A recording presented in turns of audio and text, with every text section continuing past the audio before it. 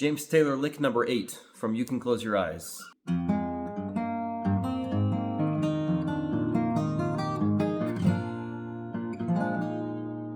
I'm only going to show you the first half of what we just played there because the second half is part of the intro that we covered in lick 1. We begin with a little syncopated ascension up the bass strings. We play.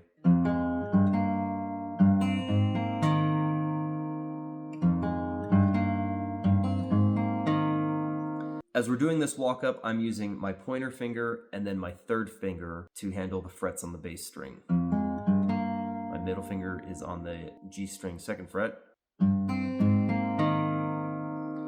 And then when we go to the B string, 3rd fret, I put my pinky down. And what we're doing here is we're setting ourselves up to go back into the intro. If you'll recall from that video, I was very particular about which fingers we used to play the D chord. So what we're doing here is to intentionally set us up to play the D chord in that manner, which we talked about in that video.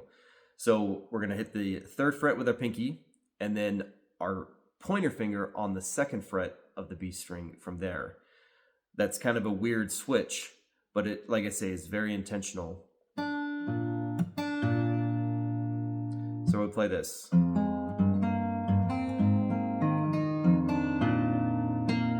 And that's because we want to make sure we're playing the D chord with our middle finger on the 2nd fret of the G string. If you remember in that video, we talked about inverting the D chord. Just like we invert our A, we want to make sure we invert the D as well, so that we can jump to the bass string with our middle finger very quickly.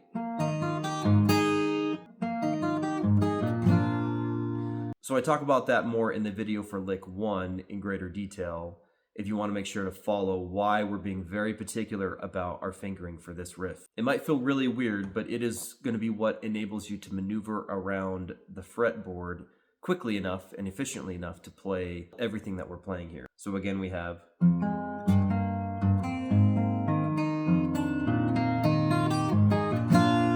You'll notice everything I did there was very choreographed, and that's very intentional.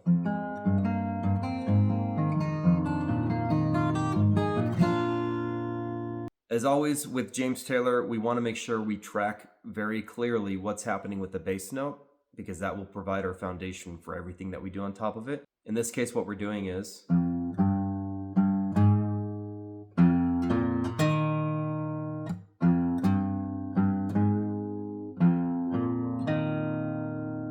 and for me, when I was learning this, that series of notes from the E to the A to the D,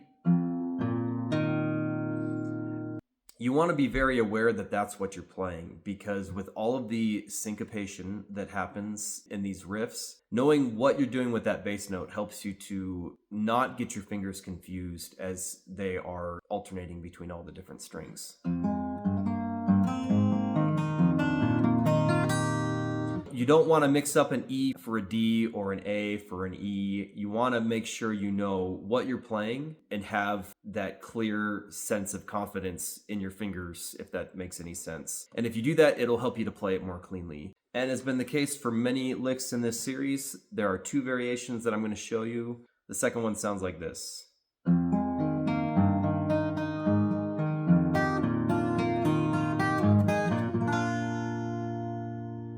Again, that has part of the intro at the tail end of that. In this variation, he makes some adjustments to make it sound a little bit more along the lines of Up on the Roof, which is another great one that he did. The first part of the riff goes like this. And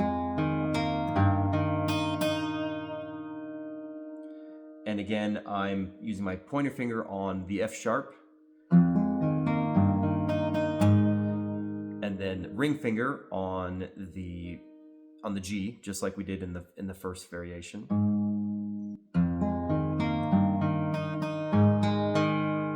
And here again, we do some very intentional fingering to make sure we are set up well to transition back into the intro. So when we go up to the G, we're gonna hit an open E, and then we're gonna go to a D chord. And the way we're going to play the D, our pinky is already going to be on the 3rd fret of the B string, and then we're going to put down our middle finger on the 2nd fret of the E string.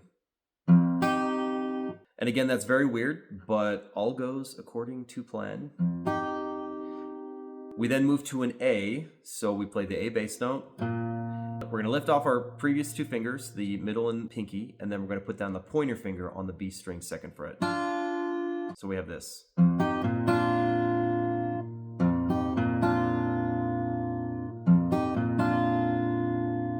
And if that's weird, I would play through that many times, because we're going to want that fingering in place to go back into the intro, which is where we would go next. We're going to put down our middle finger on the G string 2nd fret, as we've talked about. That sets us up to have our inverted D. And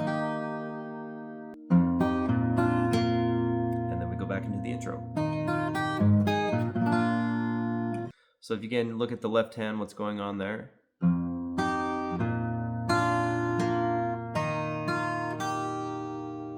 It's quite the evolution there.